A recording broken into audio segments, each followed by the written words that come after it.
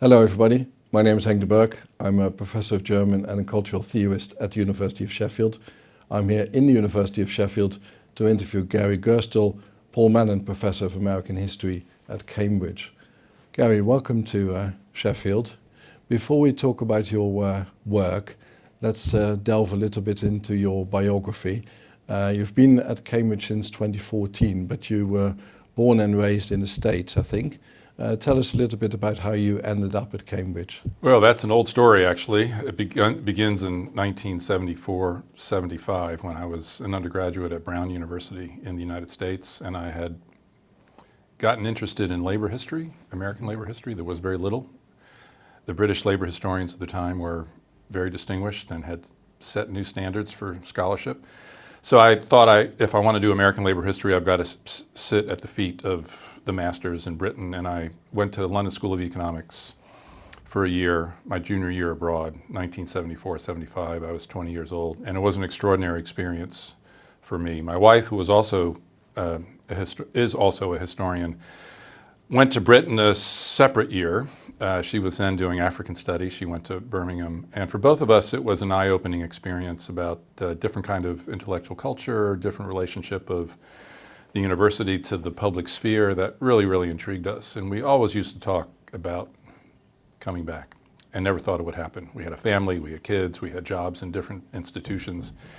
And then suddenly, 2014, I got an offer from the University of Cambridge to come spend some time in Britain. I had a 30-year career in the United States behind me. I could have gone on doing that, but 30 years in a set of institutions with which you're very familiar, things get a little routine. Yeah. And I thought, well, here we have an opportunity. Our kids were grown. They weren't our responsibility anymore. Time for a kind of adventure. And here I am, 10 years later. And when you were in the UK earlier on, did you visit Sheffield at all? I mean, it's a big industrial city, so if you're doing labour history, it's probably one of the cities to go to. I visited Sheffield, and I also was here in an earlier year when I was a visiting professor at Oxford. I was a Harmsworth Professor of History there. And I knew about Sheffield from my studies of British labour history, and I knew of it as a major industrial centre. And also there was a historian at Sheffield who had become very important to me, the Genesis of Modern Management, a historian by the name of Sidney Pollard. Mm-hmm. And it was one of those books that actually changed my thinking and views about how to think about the industrial past, both from the point of view of workers and the point of view of management. So that book always stuck with me. I had affixed that book with Sidney Pollard in Sheffield. So Sheffield was always a destination for me. And I'm no longer doing labor history, but my fascination with old industrial sites remains, and Sheffield has a lot of great ones. Gary, you've written a great number of prize-winning books. Unfortunately, we've only got time to look at one of them. So my suggestion would be that we look at the most recent book that you've published, which is called The Rise and Fall of the Neoliberal Order. Can you, first of all, before we delve into the detail, outline the overarching argument of the book? Yes, I will do that. Let me first say a word about how I came to write it, because it's quite interesting. It's 2016. I'm an American living and working in Britain, and two events happened that had been unimaginable 20 or 30 years earlier. One, of course, is Brexit, and the other, of course, is the election of Donald Trump. These are the two societies, Britain and America, I care the most about. I was born in one. I had committed a lot of time and energy to another. And the shocks of these events were so great. As a historian, I thought, let me try and understand how these developments that had been unimaginable in the 1990s, and I would say the first decade of the 21st century, how they came to be. And that led me to dig into the history of the United States. There's nothing on the book really on Britain, but the neoliberal order that I was writing about is a global phenomenon, and Britain and America are twinned at crucial moments in terms of the rise and fall of neoliberalism, with Thatcher and Reagan in the 80s and Blair and Clinton in the 90s, and then Trump and Brexit in the 20-teens. So the beginnings, the cresting, the collapse of a political order is what I wanted to write about, and that became this book, The Rise and Fall of the Neoliberal Order. Neoliberalism is an ideology. that seeks to free that seeks to free capitalism from its constraints imposed by government. Prior to neoliberalism in the United States, the political order that had triumphed for 30 or 40 years was what I call the New Deal order, and the principle of that was that capitalism left to its own devices was rambunctious. It was capable of generating great growth, but also Great Depression. It did not provide enough security for all those involved in the system. It didn't do enough for distributing the fruits of capitalism broadly across the citizenry. So the principle of the New Deal order was to have government intervene in the economy to ensure the stability of capitalism and redistribute the fruits of capitalist abundance more fairly than otherwise would have been the case.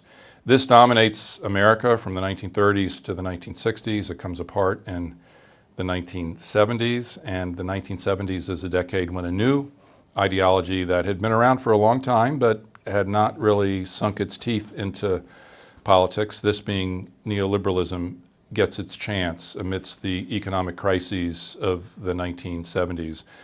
The principle of neoliberalism was opposite that of New Deal liberalism. It was abundance, development, security is going to come from freeing capitalism from its constraints, freeing capitalism from the state and government, shrinking government, letting markets drive economic decision making. The government's only role is to make sure markets could function as perfectly as possible, but otherwise government get out of the way. And I trace the rise of this ideology from a point of marginality to a point of success through the presidency of Ronald Reagan.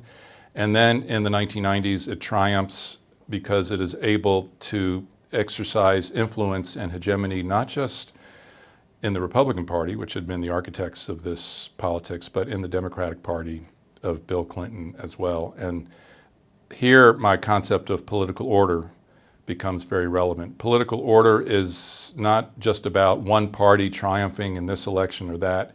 It's about a kind of politics that becomes so dominant through a constellation of elections, constituencies, think tanks, ideology, convincing vision of a good life that it can sell to large numbers of people.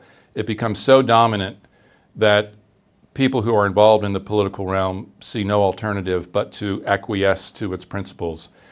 And a political movement, which neoliberalism had been, becomes a political order in the 1990s where Bill Clinton, in many respects, a successful president, Democratic president, feels that in order for him to have success, he has to acquiesce to the core principles of neoliberalism. And one of his chief contributions is to bring the Democratic Party aboard this ideology, make it part of the political order so that no one who's involved in politics can think their way out of the principles of neoliberalism. I trace the triumph of this order and then its untangling and its collapse in the decade following the financial crash of 2008, 2009, and 2016.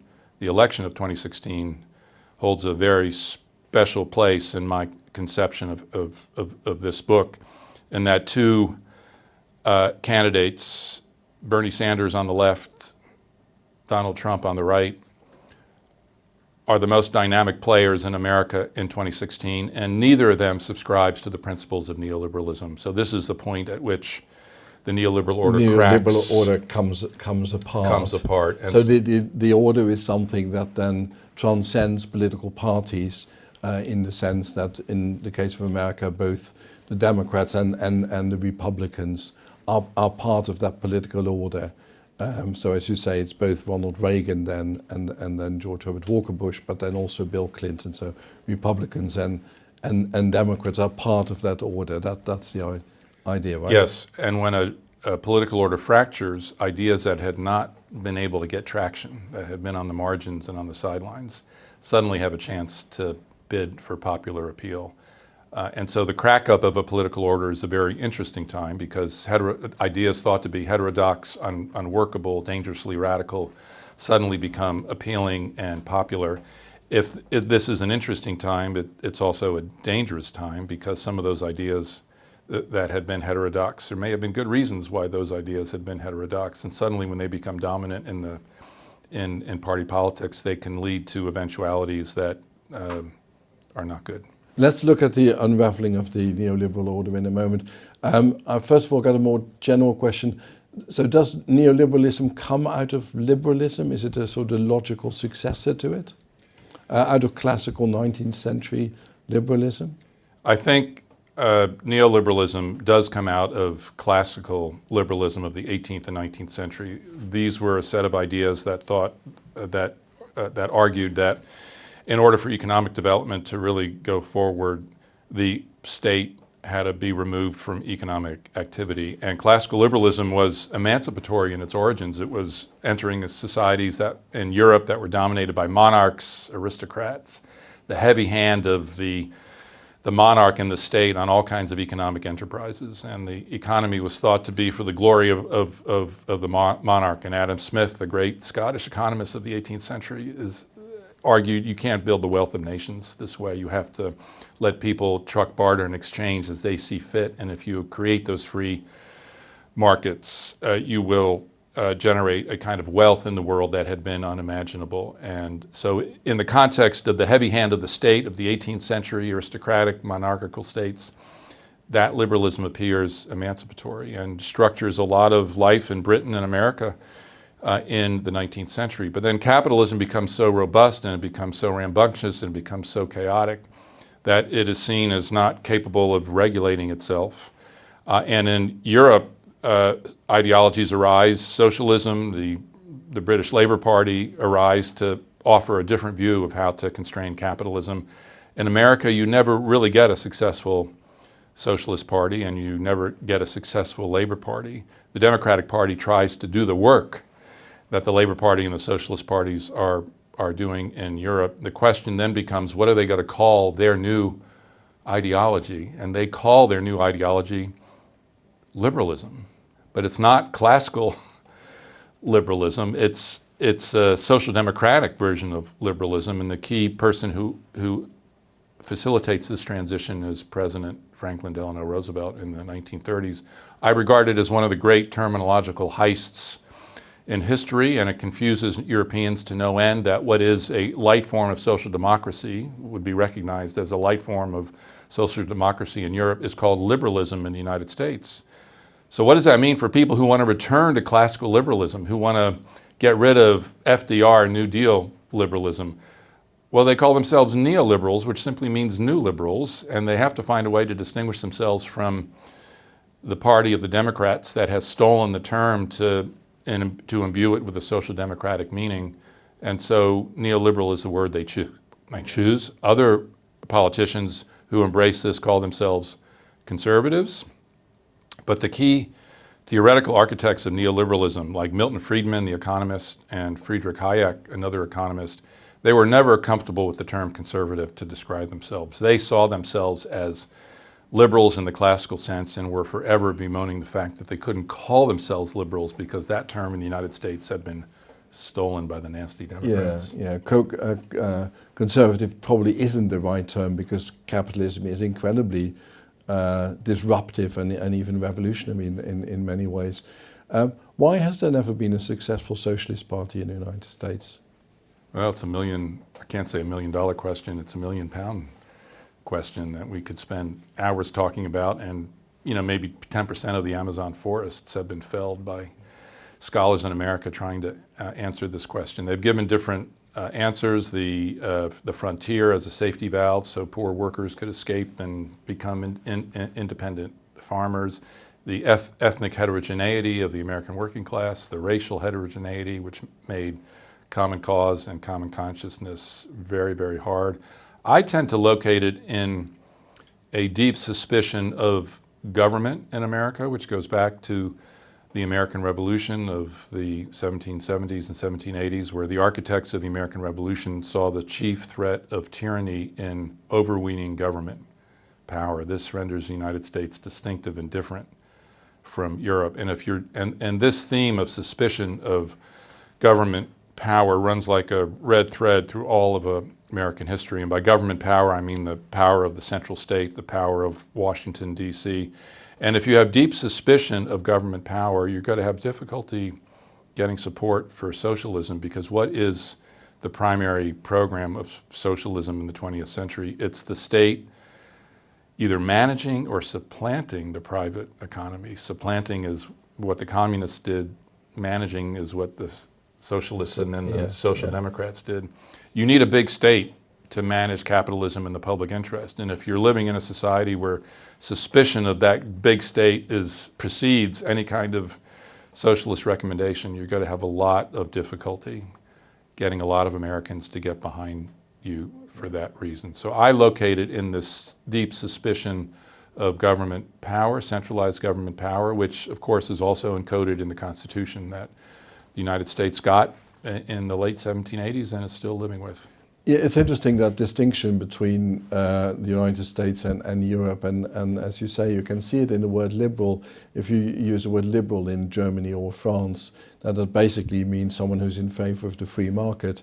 In the English language, liberal very often just means something like left-winger.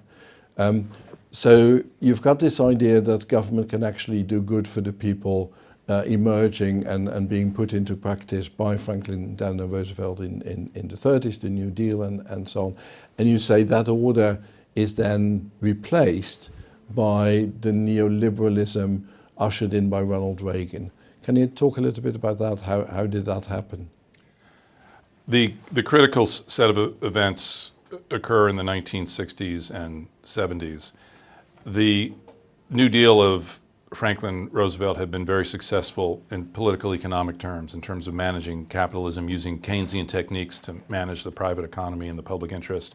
Interestingly, of course, that was by many seen as a form of socialism and communism, wasn't it? I mean, he was called the Red Man in the White House. Yeah, because he had centralized government power in Washington in peacetime to a degree never before tried or achieved in American history. But the Great Depression and the Second World War gave him a set of opportunities that he otherwise would not have had. And one of the problems of the New Deal order was the problem of race. In order for this political economy to succeed, Roosevelt needed the support of the Southern barons, who were very powerful in Congress and the Senate and the House of Representatives, and they said, we will go along with your populist program to manage capitalism in the public interest, as long as you don't interfere with the racial hierarchies of the South, as long as you respect our program of white supremacy in the southern states.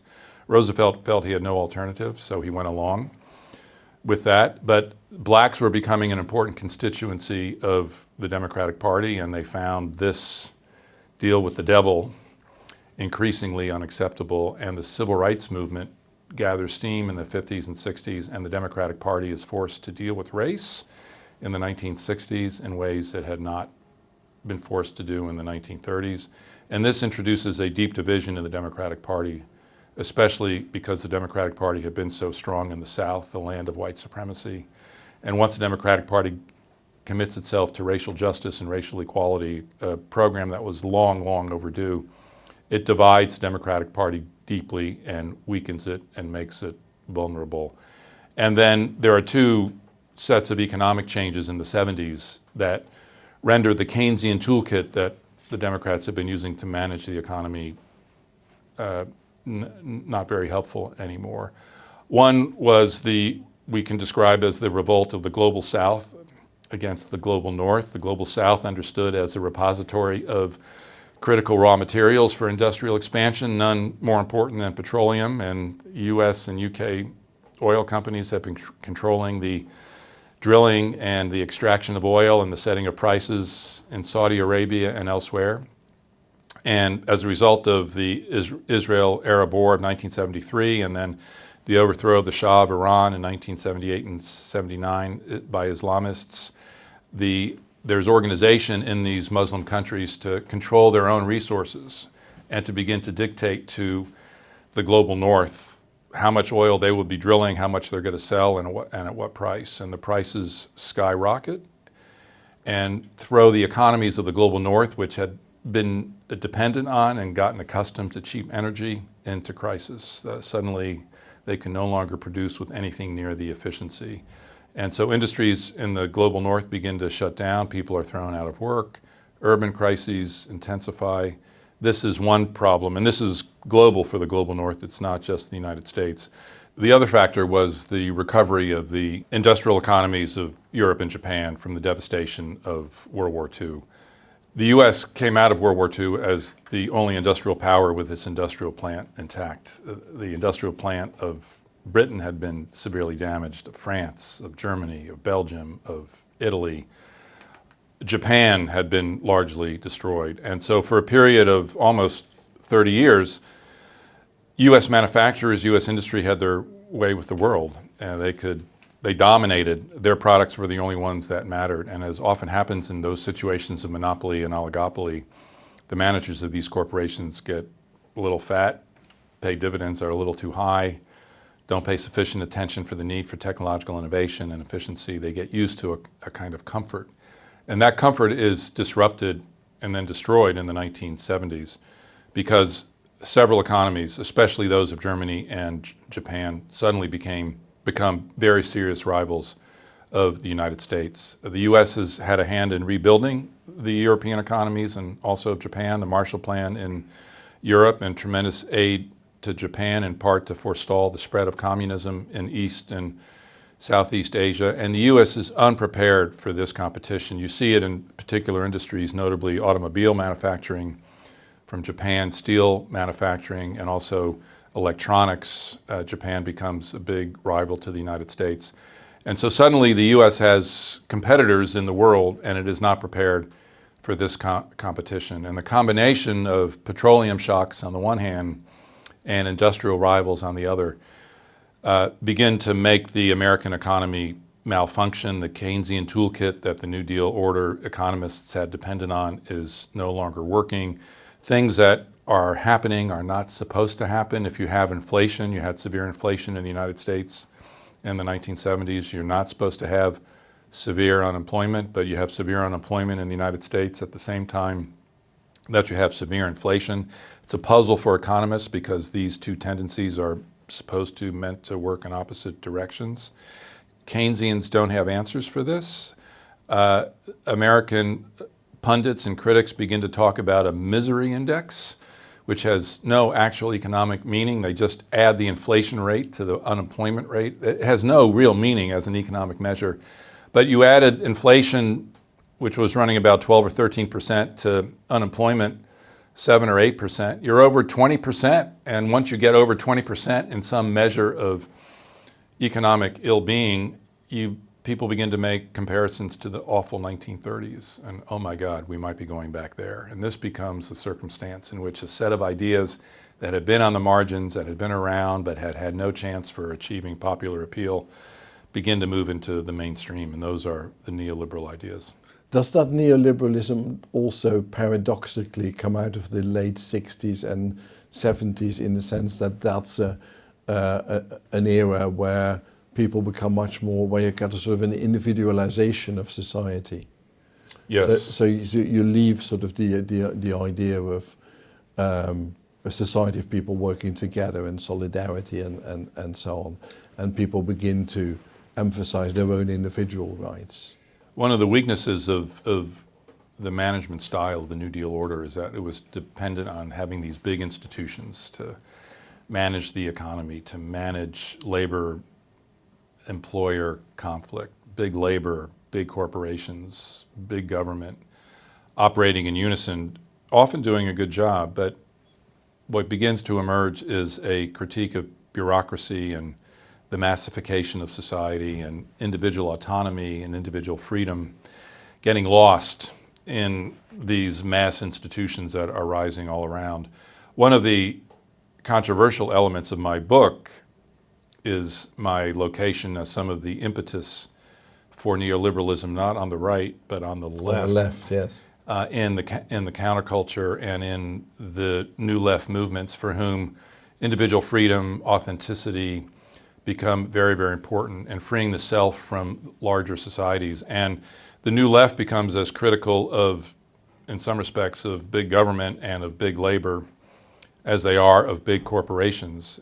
They begin to use a phrase, not very precise, but it's very popular in the 60s and 70s. The system is injuring us, and we have to free ourselves from the system. And the system was an attack on what were thought to be unholy government-private economy affiliations that were suffocating individual rights. In the free speech movement in Berkeley in 1964, one of the placards or one of the favorite messages that they issued was, "I will not be folded, spindled, or mutilated." And I like to ask students when I teach them about this, where does that come from? Well, it comes from IBM punch cards, which were used in the United States and Britain wherever you were doing computer programming. Mm-hmm. If you wanted to have a computer program, you needed a separate card for each step in the program, which means even rather simple programs required 1,000 or 1,500 individual cards, each with different holes punched in them that computers would then be able to read. You had masses of key punch operators, mostly women sitting at typewriters. And everyone in the United States, I don't think this happened in Britain, in the United States, every one of these cards said, "I will not be," it didn't say "I will not be," it said simply, "Do not fold, spindle, or mutilate."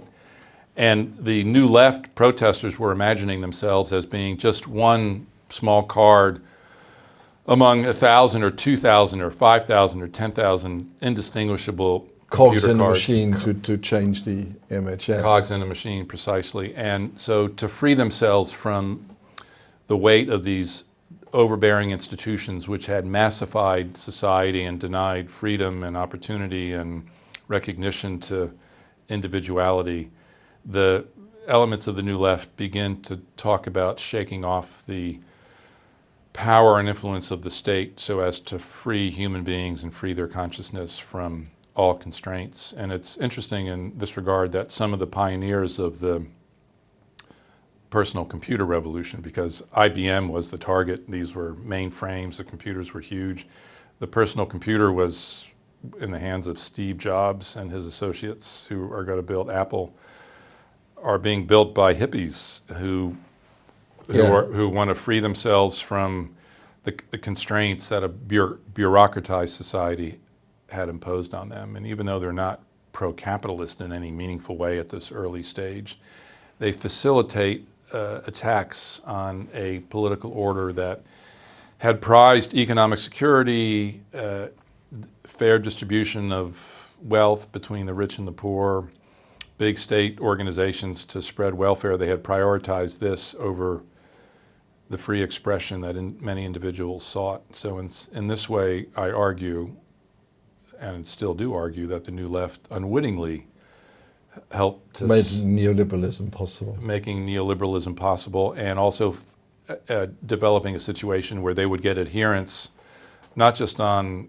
the right, but from elements of the left. From what you're saying, one could get the impression that you actually think that the rise of neoliberalism was a good thing? I don't think it was a good thing on balance. I think that neoliberalism created a society of extreme distance between the rich and the poor. I think it benefited what would become a global elite immensely. I think it had some, in terms of the globalization of capitalism and free markets, it had some success in encouraging the development of industry, wealth, robust middle classes in countries of the global south that did not have them before, whether we talk about China or India, Mexico, Brazil. I think there's substantial development there and some shift away of wealth and resources from the global north to the global south. But it also delivered or professed an ideology that turned out to be fictional. The architects of the neoliberal order understood that the gap between rich and poor would probably increase in a system where capitalism was not being well regulated, but that distance between rich and poor would not matter much because of the everyone would go argument that all boats will rise and everyone will benefit. And that is not what happened in any country. Almost every country has experienced a growing gap between the rich and poor, and whole districts of countries in the global north, whether we talk about Britain or other countries on the mainland, or whether we talk about the United States, whole districts of industry and employment and opportunity were rendered marginal or simply redundant in this new neoliberal global order. And so it generated immense suffering among very big parts of the working classes of the global north. And it's precisely in these sidelined, marginalized sectors of the working classes of the global north that rebellion against the neoliberal order began to incubate in the 1990s and first decades of the 21st century. It's also philosophically flawed, isn't it? Just like classical liberalism arguably was. So the idea in classical liberalism that people are born free, right? But they've got to live together, so they shouldn't be killing each other and stealing from each other and so on. So you need a government to make sure that that happens. But the more government there is, the less freedom people have, because they're born free. But of course, that view of the sort of unencumbered individual, it's a fiction, right? People are not born free, they are born into specific social and historical and economic circumstances. So the idea that people are free as long as there's a small government isn't true, because if there's a small government, there's no one to help them against discrimination or just powerful people beating them up or what have you. Well, beating them up, the state might perhaps intervene, but other sort of forms of social injustice, racism, discrimination, and so on, in order to get that right, you need the state. That's right, isn't it? Yes, some people are born in good, free circumstances, those who have a lot of wealth and are able to parlay that wealth into opportunity, not just for themselves, but across the generations.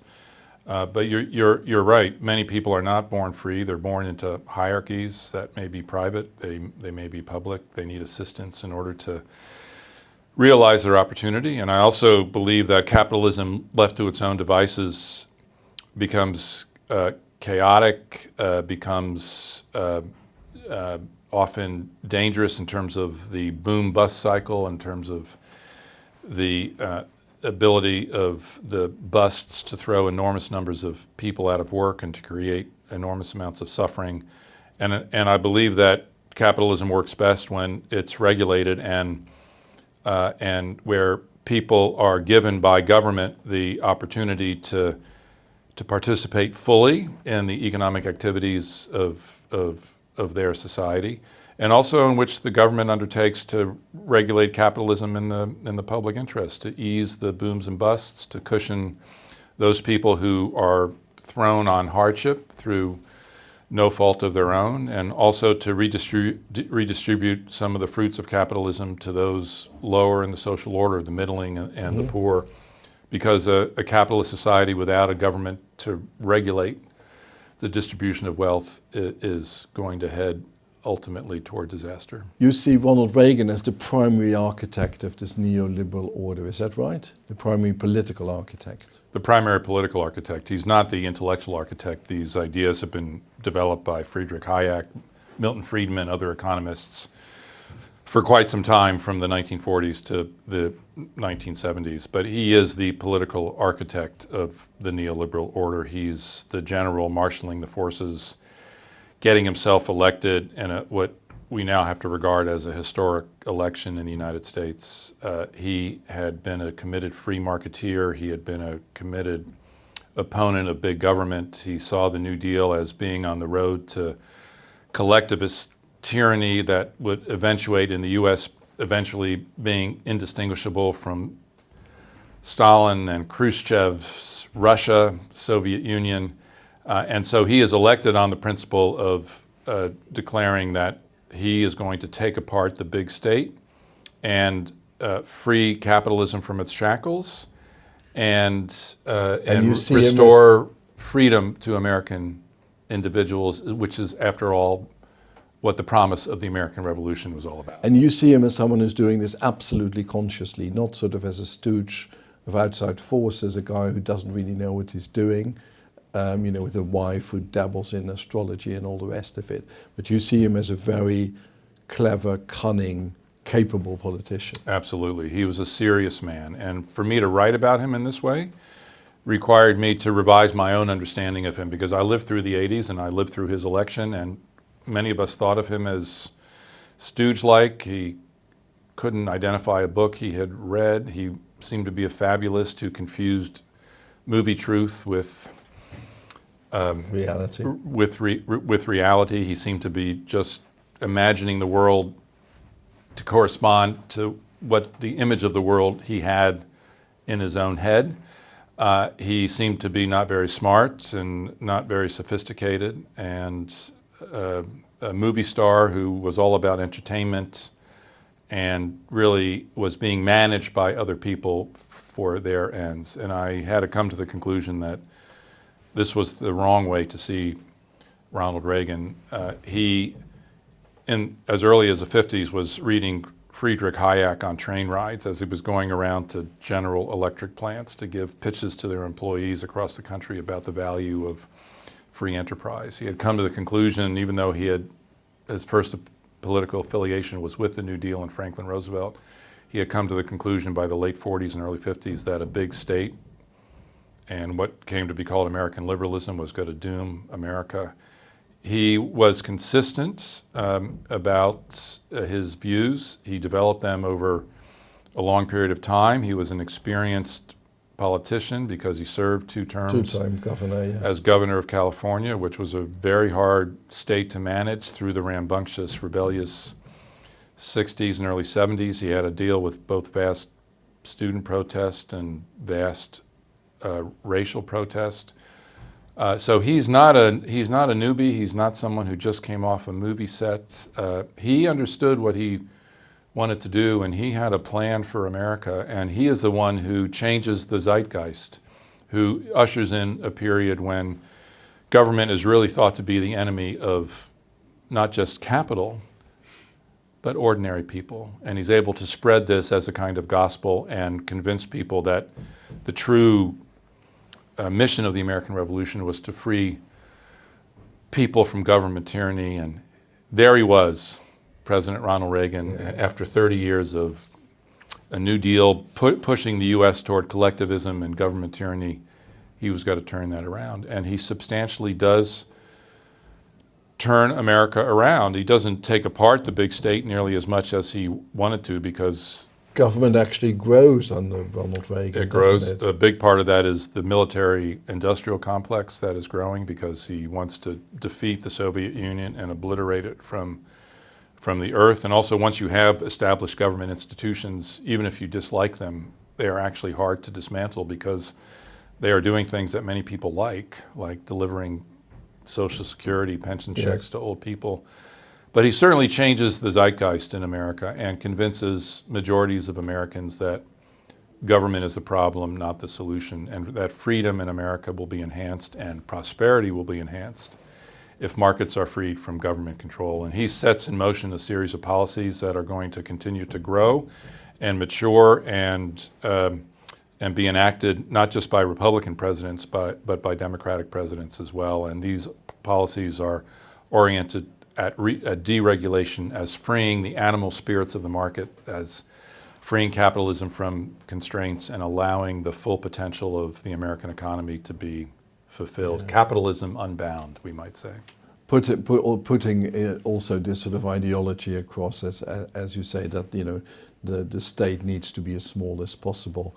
This famous quotation by Grover Norquist, the libertarian, and I think in European context we might say sort of almost anarchist, when he was accused of saying, when he was accused of, people said to him, do you want to abolish the state? And Grover Norquist has famously said, I don't want to abolish the state, I just want to make it so small that I can drag it into the bathroom and drown it in the tub.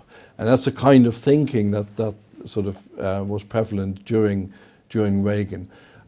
So you see him as a much more capable politician than I think even now people give him credit for. Interestingly enough, if we look at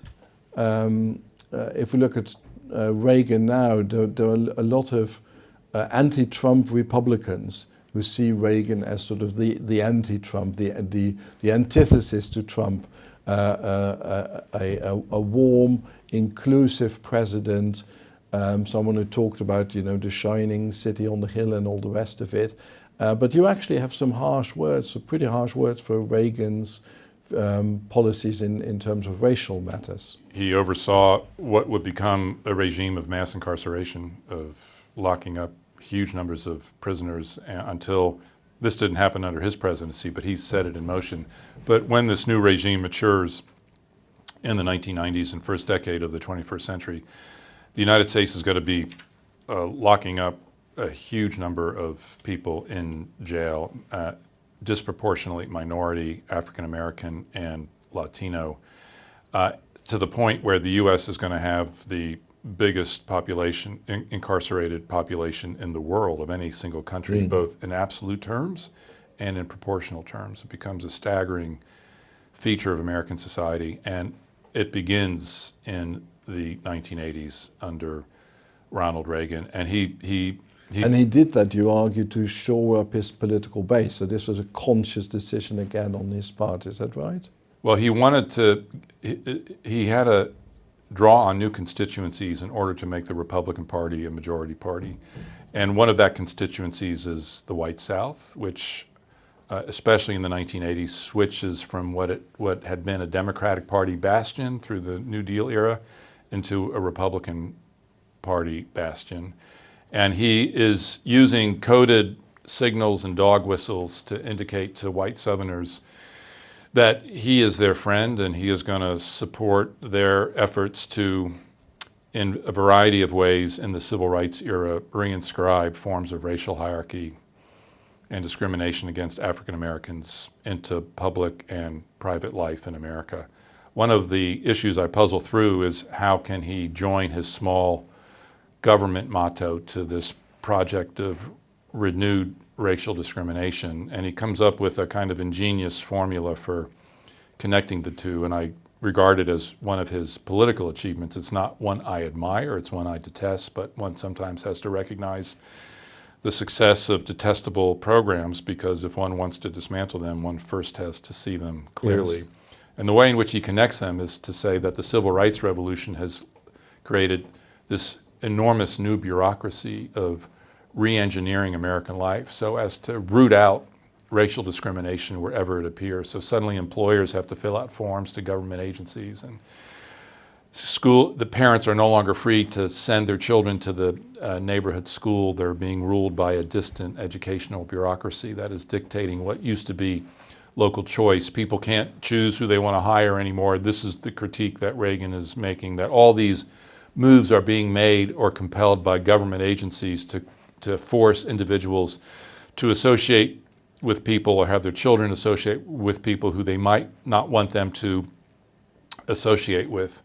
And so Reagan interprets this big civil rights bureaucracy that is emerging, and that, I would add, is necessary to correct the deep-rootedness of racial injustice in American life. He uses this as yet another example of overambitious, overweening government power, stripping the ability of ordinary Americans to be free of government and encroachment. Mm-hmm. So he actually turns neoliberal ideology into a program of racial discrimination. It should not have been possible to do that, because if you're really creating a system of free markets, you're creating the same opportunities for everyone. Yeah. And in fact, this is not what he's doing, and how he manages to accomplish this, despite the contradiction of his two projects, is what is detestable but impressive at the same time. Well put. Yeah. Okay. Let's now move from Reagan to Clinton, skipping George Herbert Walker Bush. You're very critical of Reagan, but you're also very critical of Clinton, I think. So I'm going to ask you the James Carville question. James Carville, Bill Clinton's chief political strategist, in many ways the architect of Clinton's victory. And every time someone would criticize Clinton, then Carville would say, okay, so what is it you don't like, the peace or the prosperity? So tell me, Clinton, what is it you don't like, the peace or the prosperity? I'm not sure it's fair to say that Clinton brought about the peace. I think the peace, the most important part of the peace was the collapse of the Soviet Union, which happened before Clinton came into power. That happened between 1989 and 1991. He does engineer a recovery in the 1990s. The economy is doing well, and he's both the facilitator and the beneficiary of the IT revolution, which gathers enormous amount of steam and power and robustness in the 1990s. So he is facilitating the creation of a new economy. He understands that this new economy is going to be crucial to the United States going forward. And so he brings new jobs and, I would say, for many, more hope, at least in the short term. So I don't wish to diminish that. But he also abandoned some basic Democratic Party principles which had guided the Democratic Party at least since the 1930s and possibly much longer than that. And the price to be paid for that does not become immediately visible in the 1990s, but is going to become visible in the early years of the 21st century. And I think if we're thinking of the Glass-Steagall, the repeal of the Glass-Steagall Act, for example. I'm thinking of the repeal of the public regulation of Wall Street, which is what Glass-Steagall represented in 1999. He signs that. He also signs the Telecommunications Bill of 1996, which basically frees this incredibly important new industry from any serious public regulation and makes the new media instruments that are going to dominate American life for the next 20 years entirely a matter of what private corporations do and do not do. So the enormously important engine of the internet, Google, is private. Social media is going to be entirely private. All this is facilitated by the 1996 Telecommunication Reform Act. And what's significant about that act is that America had a tradition of regulating private media and the public interest, a recognition that wherever these media companies go and what they are using to broadcast their wares and their beliefs, that this constitute a kind of commons in which the public has an interest, and the public must regulate it. And in the 1930s, during the New Deal order, there was an original Communications Act that imposes a fair amount of regulation by government on the new media of that time, which was radio, and then it's got to be television. And virtually all that kind of regulation is removed by the Telecommunications Act of 1996. And so in a variety of ways, he becomes an even more ardent deregulator than Ronald Reagan himself. So in a way, you're arguing that unwittingly, so on the one hand, Clinton produced prosperity for a lot of people, but at the same time, unwittingly, by repealing Glass-Steagall, which is about the separation of commercial banking and investment banking, which was one of the fact that a separation didn't exist, was one of the factors in the financial crisis of 2007-2008, a big factor arguably. And then at the same time, the divisive nature of our media world, social media world, the internet, fake news and all the rest of it. Both of these arguably, at least, well, I was going to say to some extent, but to a significant extent, go back to Clinton. Yes, these are policies put in place during his presidency. And he's not a carbon copy of Reagan, but he also comes to believe that in order for a Democratic president to be elected and re-elected, he has no choice but to accept these free market principles, because these are what the American people want. And he, in a sense, is effectively saying, if I want the Democrats to be well and prosper, and if I want to be president again, I have no choice but to acquiesce to these free market principles. And even left-leaning members of his administration in his first term, like Joe Stiglitz, the Nobel laureate economist, yes, who's firmly on the left, still is on the left, and he wrote a book called The Roaring '90s, reflecting on his participation in that decade. And he paraphrases John F. Kennedy when he goes to Berlin in the early '60s, and he declares, "We are all Berliners now," as a way of declaring, identity and affiliation with the plight of Berliners who want to be free of communist domination. And Joe Stiglitz refers to this, and then he says, we are all deregulators now. How did I, sitting on the left of the political spectrum, myself become so enthusiastic about deregulation? In other words, they become implicated in something that they don't entirely understand and have not entirely embraced. So in that way, they become, in some ways, unwitting supporters of this new ideology. And that's, I argue, how political orders work. It just seems to be the only game in town. Yeah, and you're part of it in many ways without knowing it. I mean, it's interesting, Clinton had all these incredibly gifted economists, people like Robert Reich and so on.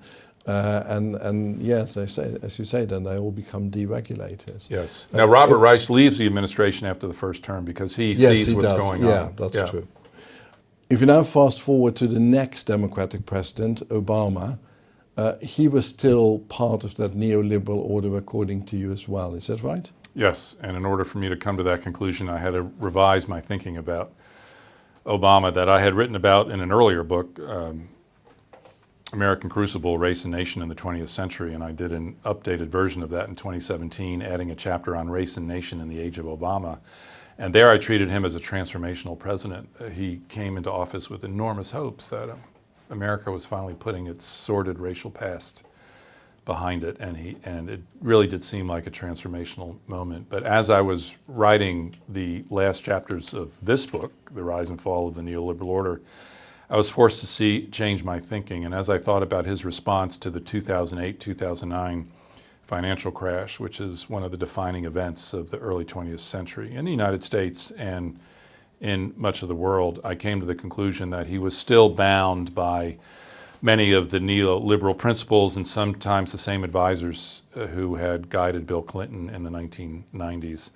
And the emphasis on recovery from the 2008-2009 financial crash was save the banks first, save the engines of capitalism and finance first, and then later, depending on how much money and energy is left over, we'll deal with the suffering that ordinary people have experienced. And wasn't that fair enough though? Because if the banks had gone under, the economy would have been in complete chaos. Well, in fairness to Obama, we don't know what kind of reports he was getting on a daily basis in the dark days of 2008-2009. And I came across one reference from an economist who said in September 2008, we were facing a financial Armageddon, and the policymakers in the United States and in other capitals of the world, there may have been a point where the whole financial system of the world might have collapsed. And Obama coming into office in January 2009 had to face this, and he was probably getting reports on a daily basis of how dire the situation was. And he could have nationalized the banks, but if he didn't want to go that extreme, he said, I'm new at this. I'm not in a position to put in a whole new program of public finance. Let me save the banks. But he could have done more than he did, A, to punish bankers for the damage they had inflicted. And if you ask, did any bankers go to jail? Were any of them forced to walk the gauntlet before Congress and confess their sins, which is often a way of punishing figures who had misbehaved in American history and American politics? There was none of that. And also, he could have put together a much more robust recovery project for ordinary people to save people who are losing jobs, homes. The suffering was immense. And then it also became clear by 2011, 2012, under the Obama presidency, that if you had assets in the stock market, you were pretty much back to where you were prior to the crash. But if you did not have assets if you didn't have assets in the stock market, if your assets were tied up in a home or in savings accounts that weren't earning very much, or if they had lost their jobs, recovery for those people, the people who don't have assets in the stock market, took at least a decade. And you know what? People noticed. People noticed that there was a sharp divergence between those who had assets in the stock market and those who did not. And this fuels some of the anger that's going to erupt in popular protest across the decade of the 20-teens. And I would say Obama was slow to recognize the injury that divergence and the perception of that divergence between those who had assets in the stock market and those who did not. It was a class divide, and he was very slow to address that issue. In part, he was slow because he was deeply committed to bringing health insurance to the United States and reforming the healthcare system, which he did. And also in defense of Obama, people at the time, I mean, you will remember this, the climate was one of near hysteria. People thought that this might be the end of capitalism. So that he then focused on the banks first, I understand that. And he also put in place something like a new version of the Glass-Steagall Act, the Dodd-Frank. So isn't it, are you not being too harsh on Obama, because it's a lot easier to see retrospectively what he did wrong, but he was in the thick of it at the time and had to make this decision. I respect that he was in the thick of it at the time, and I understand the burden of judgment imposed on him coming into the presidential office. So I understand that, and as a sign of humility, if I had been in a similar situation, would I have acted differently? And I can't say for sure that I would have. So I have humility about this, and I respect that he was in a very, very difficult situation. But my responsibility is not simply to put myself in his place how I would have acted at the time, but I have to ask the question as a historian, what is the historical significance of the steps he took and the steps he did not take? Yeah. And I think there are some steps that he did not take which represented a lost opportunity. And especially if we think of the quantitative easing that the Federal Reserve put into place. Basically, you could borrow money without cost endlessly. This was the time to engage in a vast infrastructural project for America, really to invest in a major, major way in the infrastructure of America to prepare it for the 21st century. And there was deep reluctance on his part to undertake it, and I think there was a missed opportunity there. Talking about infrastructure projects, let's go now to Joe Biden, Sleepy Joe, as Trump likes to call him. But you don't think that Joe Biden was or has been sleeping on the job at all. You see him as a genuinely transformative president and as someone who embodies the end of the neoliberal order and a fresh start. Is that right? Yes. This was a surprise to me. Not only was I diminishing the reputation of Obama downward, I was elevating Joe Biden, someone who I did not have a lot of admiration for across his career in the Senate. I don't think one would call it particularly distinguished. If you were to ask what bills did he associate with? Hard to come up with even one example. Yeah, across, what, a 47-year career in Congress, so he was not particularly distinguished in that way. But I give him credit for reading the situation right in 2020, which is that a political order that had dominated American life, Republican and Democratic presidents, that had created a lot of unhappiness and a lot of protest, that he could not be a Democratic president like Obama or Clinton, that he had to undertake a process to rethink what course the American economy should follow into the third and fourth decades of the 21st century. And he undertook much more profoundly than either Obama or Clinton, a rethinking of the proper relationship of states to markets. To what degree should the state, the government, just be an adjunct to markets, facilitating them until they can achieve perfection? And to what extent does the state have to direct markets in the public interest? And he recognizes that the time had come for the state to direct markets in the public interest to a much greater degree than either Obama or Clinton understood or recognized. Now, I'm not saying there was a secret social democratic man inside Joe Biden for all those years in the Senate. That's not how I see it. I think he just read the situation correctly. Mm-hmm. Can you give some examples of the things that he's done? Because a lot of people talking about Joe Biden now, I mean, they don't see any achievements. This is part of the puzzle of this current moment. I don't challenge the fact that he's unpopular, and part of the mystery for me is why he has not achieved more popularity. One of the things he does is to enter into serious negotiations with Bernie Sanders, the candidate of the left, very important in American politics in 2016 and 2020. He works very closely with Bernie Sanders to develop a common legislative program.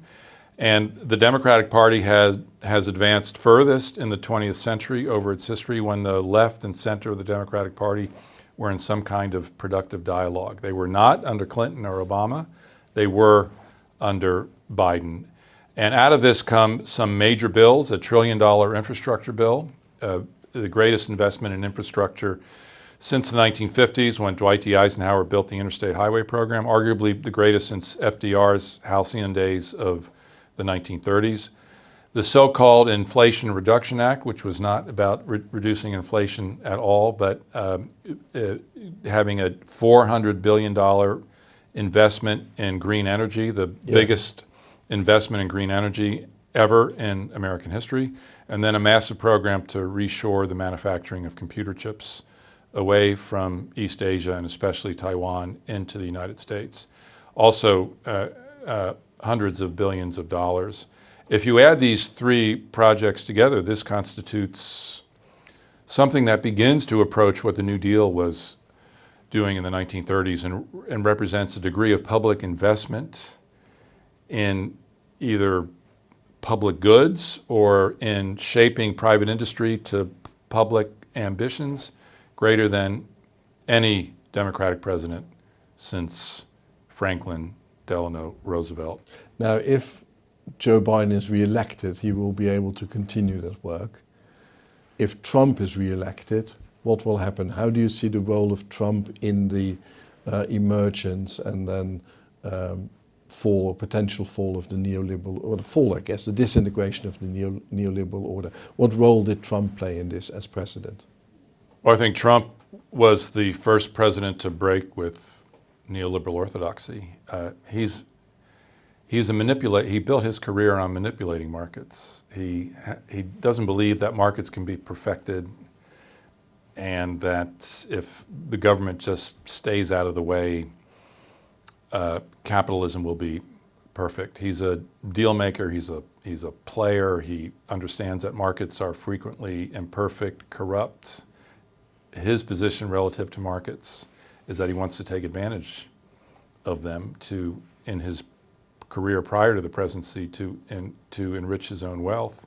And I think his attitude toward markets as president was, I'm going to use markets to advance the wealth of the United States, and I have a variety of ways of doing that. It wasn't a particularly principled position, it was an opportunistic position, but it led him to a series of decisions about policies that began to push the United States out of the neoliberal era. And this happened most clearly in terms of his attitude toward trade. He doesn't believe in the virtue of a globalized system of free trade. There's no such thing, I think, he believes, as free trade. It's about one party coming together with another and arranging trade to the benefit of oneself rather than one's antagonist. So his vision of world order is him as a player negotiating with China or Saudi Arabia or other countries.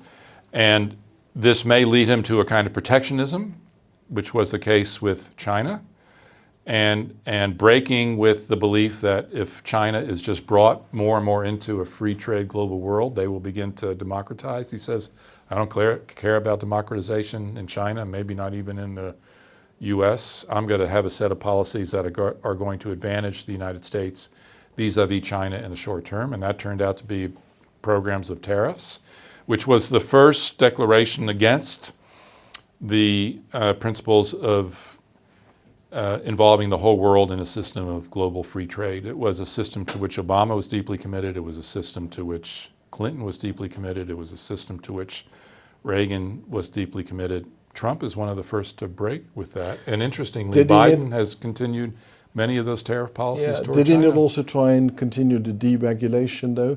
If you look at the environmental protection agency, for example. Loads of these protections just were abolished. Or this idea, if you have any new law or regulation, then 2 old ones have to go. So wasn't he not also a deregulator? He was a deregulator, but not of the principled sort that you would find under a neoliberal order. He did not like the government interfering with his private wealth and power, and he would oppose any effort to do so. And as a wealthy man who, even though he's not paid many taxes over the last 10 years, he doesn't like the principle that someone can tax him or his empire. So he became a deregulator in certain circumstances, but I don't believe that he was in principle deeply committed to deregulation. In fact, he was the first one to talk about a vast infrastructural program, which is about public investments of public funds in the economy. And he couldn't do it, not because he didn't believe in it. He didn't say, I think the market should do this. He actually I think the government should do this. He couldn't do it because he's not very good at carrying policies through from conception to execution and finish. So I think there were certain circumstances in which he was a pragmatic neoliberal, but not dedicated to those principles. I would characterize his presidency as one of chaos and one of one man trying to arrange a deal here, a deal there, and in that chaos, he actually encouraged ideas that I associate with a post-neoliberal order to begin to flourish. When it comes to racial matters, he's arguably an ethno-nationalist, but he's an ethno-nationalist in economic matters as well, isn't he? Well, I'm not sure. Focused on bringing wealth to America and not thinking in global or globalist terms, but then also to a particular section of America. Yes, so I would say I'm not sure about the ethnos part of the national. I would call him a nationalist in economic policy. He was going to do what he thought was in the interest of the United States without regard for America's membership in NATO or other Atlantic alliances. Or he does not like multilateral treaties which bind the U.S. to systems of international rule. He wants to be the decider in each case. Is this advantaging the United States? Is it not? Now, it's also true that within that vision of the United States, he tends to favor certain groups of Americans over other Americans, and making America great again is about restoring manufacturing and industry to the United States and opportunity for those who had lost it. But he's also very much focused on Americans of European descent, which means whites, as the right and best kind of Americans. And through his rhetoric, one can discern a deep commitment to making America a place again for people of European descent. And that informs his deep hostility toward immigration, which he sees as bringing to America and flooding America, those would be his words, with all kinds of people who are not of European descent and don't really belong in America because they're not going to contribute to American greatness. They're going to contribute to what he notoriously identified in his inaugural address of 2017, American Carnage. So these are two very different visions for the future, the Trumpian vision and Joe Biden's vision. Finally, at the end of this interview, let me ask you an unanswerable question.